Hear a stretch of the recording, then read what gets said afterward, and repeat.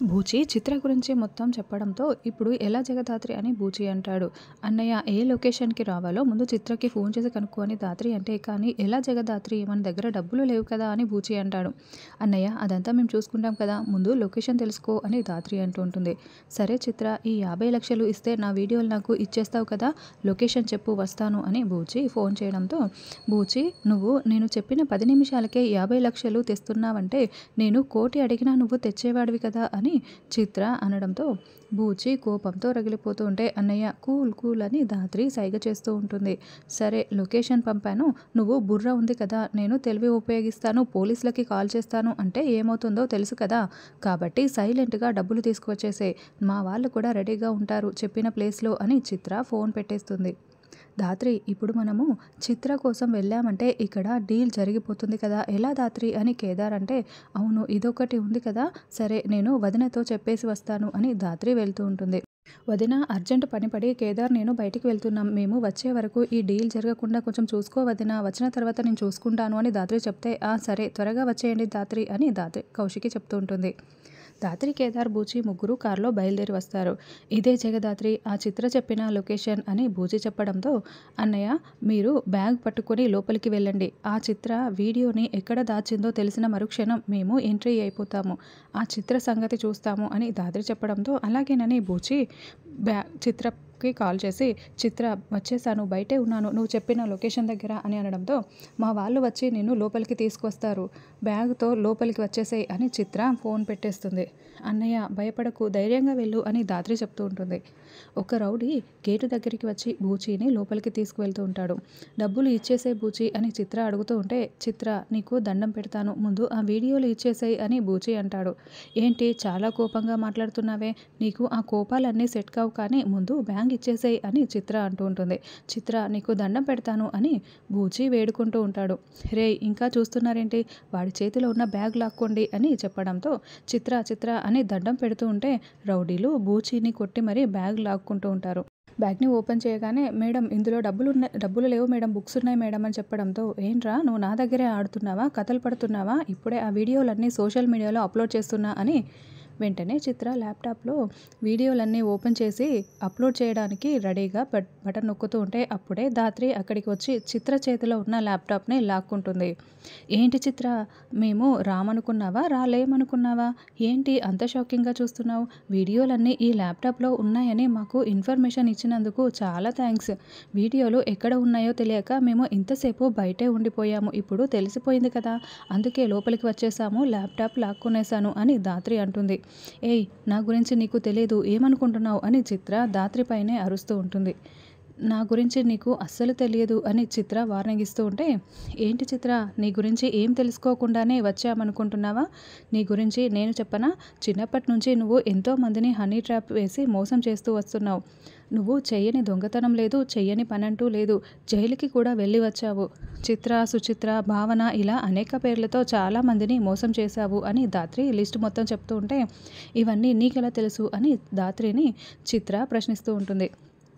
Wrong question చిత్ర, ఇవన్నీ మేమెందుకు తెలుసుకున్నామని అడగాలి అని కేదార్ అంటాడు. చిత్ర మరి అంత అమాయకురాలు కాదులే, చాలా తెలివైంది కదా చిత్ర, ఈ పాటికే నీకు బాగా క్లారిటీ వచ్చేసి ఉంటుంది కదా మా గురించి అని దాత్రి అంటుంది. రేయ్ ఇంకా చూస్తున్నారేంట్రా, వీళ్ళ పని చూడండి అని చిత్ర అరుస్తూ ఉంటుంది. ఆ ల్యాప్టాప్ని లాక్కోండిరా అని చిత్ర ఆర్డర్ వేయడంతో ఇక రౌడీలు దాత్రి చేతిలో ఉన్న ల్యాప్టాప్ని లాక్కోబోతూ ఉంటే దాత్రి దానిని బూచి చేతిలోకి క్యాచ్ వేస్తూ ఉంటుంది. బూచి చాలా భద్రంగా పట్టుకొని ఉంటే దాత్రి కేదార్ రౌడీలని కుమ్మేస్తూ ఉంటారు. అయితే ఒక రౌడీ బూచి చేతిలో ఉన్న ల్యాప్టాప్ని లాక్కోవడానికి దగ్గరికి వస్తూ ఉంటే దాత్రి అడ్డుగా వస్తుంది. ఇక దాత్రి వంగవడంతో ఆ దెబ్బ కాస్త బూచికి పడుతుంది. అయితే దాత్రికి చాలా కోపం వస్తుంది. పిడికిలి బిగించి వాడి కడుపులో ఒక గుద్దేయడంతో వాడు కుప్పకూలిపోతాడు. అది చూసిన బూచి ఏంటి వీడు ఇలా పడిపోయాడు అని దాత్రి వైపు వాడి వైపు చాలా షాకింగ్గా చూస్తూ ఉంటాడు. అన్నయ్య దేవుడు అన్నయ్య అని బూచిని దాత్రి మాయ చేస్తూ ఉంటుంది. మళ్ళీ ఇంకొక రౌడీ అడ్డు రావడంతో దాత్రి వాడి కాలికి తన కాలిని అడ్డు పెట్టి ముక్కు మూతి మొత్తం పగిలేలా చేస్తుంది. దేవుడు అన్నయ్య దేవుడే నా చేత ఇలా చేయిస్తున్నాడు అని దాత్రి కవర్ చేసుకుంటూ ఉంటుంది. ఇక దాత్రి కేదార్ రౌడీలని కుమ్మేస్తూ ఉంటారు. అప్పుడే దాత్రి ఇక చిత్ర దగ్గరికి వస్తుంది. ఏంటే ఇలా ఎంతమందిని మోసం చేస్తావు అని దాత్రి చిత్ర చెంప పగలగొడుతుంది. ఇది మొదటి నుంచి నువ్వు చేస్తున్న తప్పులకి, ఇప్పుడు బూచి అన్నయ్యని తప్పు చేసినందుకు, ఎంతోమంది ఆడవాళ్ళ కన్నీళ్ళకి కారణమైనందుకు అని అలా 2-3 సార్లు చిత్ర చెంప పగలగొడుతూ ఉంటుంది. వద్దు వద్దు, ఇక నన్ను కొట్టొద్దు, నేను తట్టుకోలేను, భరించలేను అని చిత్ర వేడుకుంటూ ఏడుస్తూ ఉంటుంది. ఏంటి 2-3 దెబ్బలకే ఇంతలా విలవలాడిపోతున్నావు? స్టేషన్కి వెళ్తే ఇలాంటివి చాలా రుచి చూడాల్సిన వస్తుంది అని కేదార్ అంటాడు. చూసావా అన్నయ్య, ఇలాంటి వాళ్ళు ఎలా మోసం చేస్తారో అని ధాత్రి అంటుంది. బూచి, నువ్వు నన్ను ప్రేమించిన మాట నిజమైతే నీ వీడియోలు నీకు తిరిగి ఇచ్చేస్తాను, నన్ను వదిలేయమని చెప్పు బూచి, నువ్వు నన్ను నిజంగా ప్రేమించవు కదా, చెప్పు బూచి, వదిలేయమని చెప్పు బూచి అని ముసలి కన్నీరు కారుస్తూ వేడుకుంటూ ఉంటుంది. చూసావా అన్నయ్య, ఇలాంటి వాళ్ళు అందితే కాళ్ళు అందకపోతే జుట్టు అనే టైప్లో ప్రవర్తిస్తూ ఉంటారు.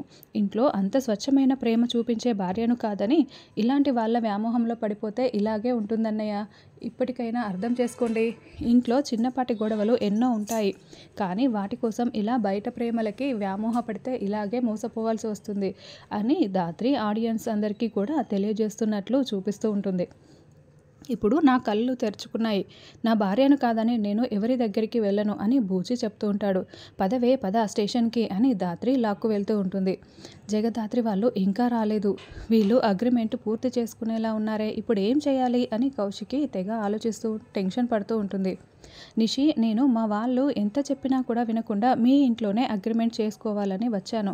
ఇక్కడ కౌశికి మాట మాత్రమే నిలుస్తుంది అని మా వాళ్ళు గట్టిగా చెప్తే అలాంటిదేం లేదు అని నేను నీ మీద నమ్మకంతో మీ ఇంట్లో అగ్రిమెంట్ చేసుకోవాలని వచ్చాను. ఇక్కడ కౌశికి మాట మాట్లాడకుండా నీ మాట కూడా గెలుస్తుంది నిషి, నేను ఇదే ఎక్స్పెక్ట్ చేశాను, ఇక్కడ కూడా ఇదే జరుగుతుంది అని ఇంద్రాణి చెప్తూ ఉంటే, అవును, మా నిషి వచ్చిన తర్వాత అన్నీ మారిపోయి మా నిషి మాట గెలుస్తుంది అని చెప్తూ ఉంటే నిషి మరింత చెప్తూ ఉంటే పొంగిపోతూ ఉంటుంది.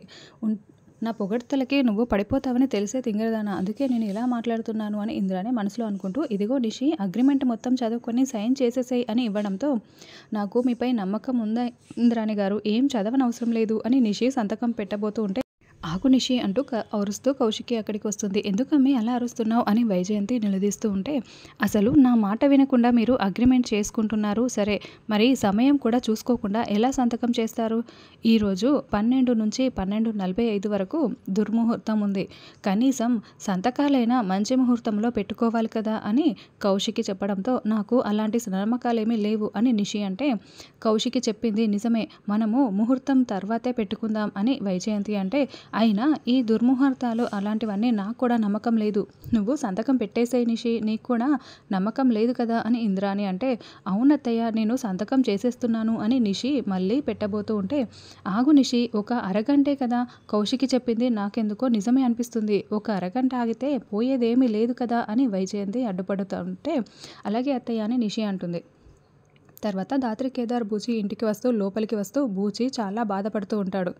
అన్నయ్య, ఇక అదంతా మర్చిపోండి, బాధపడకండి అని అంటే, నేను మిమ్మల్ని ఎంత బాధ పెట్టానో అవన్నీ మనసులో పెట్టుకోకుండా మీరు నా కోసం ఇదంతా చేశారు, అసలు నేనంటే మీకు కోపం లేదా అని బూచి అడుగుతూ ఉంటే, అన్నయ్య, మనమంతా ఒక ఫ్యామిలీ అన్నయ్య అని ధాత్రి కేదార్ చాలా మంచిగా మాట్లాడుతూ ఉంటారు.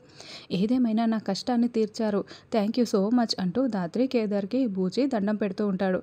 అన్నయ్య, మనమంతా ఒక ఫ్యామిలీ అన్నాం కదా, కాబట్టి ఈ దండాలు లాంటివి ఏవి పెట్టుకోకన్నయ్య అని ధాత్రి అంటూ ఉంటుంది. సిస్టర్, మీరు ఇంత సహాయం చేశారు కాబట్టి మీకు ఎప్పుడు ఏ అవసరం వచ్చినా నన్ను అడగండి సిస్టర్ అని బూచి అడగడంతో ఇక ఇద్దరు చాలా సంతోషపడుతూ ఉంటారు. ఏదో పోనీలే అని ఈసారికి నిన్ను కాపాడేశాం బావా, మళ్ళీ ఈసారి ఇలాగే చేసావనుకో, ఈసారి కాచి దగ్గర ఇరికించేస్తాను జాగ్రత్త అని కేదార్ స్మాల్ వార్నింగ్ ఇవ్వడంతో అందరూ నవ్వుతూ ఉంటారు. కాచిని నేను నెత్తి మీద పెట్టుకుని చూసుకుంటాను, ఇక ఏ అమ్మాయి వైపు కన్నెత్తి కూడా చూడను బావా అని కాచి చెప్తూ ఉంటే, సరే ఇంక పదండి లోపలికి వెళ్దామని ధాత్రి అంటూ ఉంటుంది. వచ్చేసావా, ఏంటి ధాత్రి ఎన్నిసార్లు ఫోన్ చేస్తున్నా తీయవేంటి అని అంటే, సిగ్నల్స్ లేవు వదినా, ఏమైంది అని అంటూ ఉంటే, ఇప్పటికైతే ఆపాను కానీ ఇక నిషి అసలు ఆగదు అని కౌశికి మొత్తం చెప్తూ ఉంటుంది. నేను ఇంద్రాణిని ఇరికించే స్మార్ట్ ప్లాన్ ఒకటి వేసేసాను అని చెప్పడంతో, ఏంటది అని అడగడంతో ధాత్రి వివరిస్తూ ఉంటుంది. ప్లాన్ సూపర్గా ఉంది కానీ ఇప్పటికిప్పుడు బకరా ఎవరు దొరుకుతారు అని బూచి అడగడంతో ధాత్రి కేదార్ నవ్వుతూ బూచి వైపు చూస్తూ ఉంటారు. అయ్యో, ఇలాంటి వాటికి నేను అస్సలు సరిపోను, నా వల్ల కాదు అని అంటూ ఉంటే, నీకంటే బాగా ఇలాంటిది ఇంకెవరు చేస్తారన్నయ్య, పదన్నయ్య అని ధాత్రి అంటూ ఉంటుంది. సరే సరే, ఈసారికి చేస్తానులే అని బూచి అంటూ ఉంటాడు. అదేంటి బూచి మన పార్టీ చేరిపోయినట్లు ఉన్నాడే అని కౌశికి అంటే, ఇక ఎప్పటికీ మన పార్టీనే వదినా అని దాత్రి చెప్తూ ఉంటుంది. పోనీలే సంఖ్య తగ్గిపోతుంది అని కౌశికి అంటూ ఉంటుంది. ఇంద్రాణి గారు కాఫీ, కూల్ డ్రింక్ లాంటివి ఏమైనా తీసుకుంటారా అని కేదార్ కావాలని అడుగుతూ ఉంటే, మండిపోతుంది కదా ఏదో ఒకటి తీసుకోవాల్సిందే అని దాత్రి అంటూ ఉంటుంది. ఏయ్ ఏంటే వెటకారాలా అని నిషి అరుస్తూ ఉంటే, మేము మామూలుగానే అడుగుతున్నాం నిషి అని దాత్రి కేదార్ ఆట పట్టిస్తూ ఉంటారు. నిషి ఒకసారి ఆలోచించి సంతకం చెయ్యి అని మళ్ళీ కౌశికి చెప్తూ ఉంటే, ఆల్రెడీ నీలో జెలసీ మొదలైందంటే మేము ఖచ్చితంగా సంతకం చేసే తీరుతామక్క. నువ్వు ఏం కోల్పోయావో అర్థం అవ్వాలి కదా అని యువరాజ్ అంటే, సుధాకర్ కోప్పడుతూ ఉంటే కౌశికి అడ్డుకుంటూ ఉంటుంది. ఇక సంతకం చేసేసేయి అని ఇంద్రాణి చెప్పడంతో నిషి సంతకం చేస్తూ ఉంటే, అప్పుడే సింగ్ వేషంలో బూచి రుకో అంటూ ఎంట్రీ ఇస్తాడు.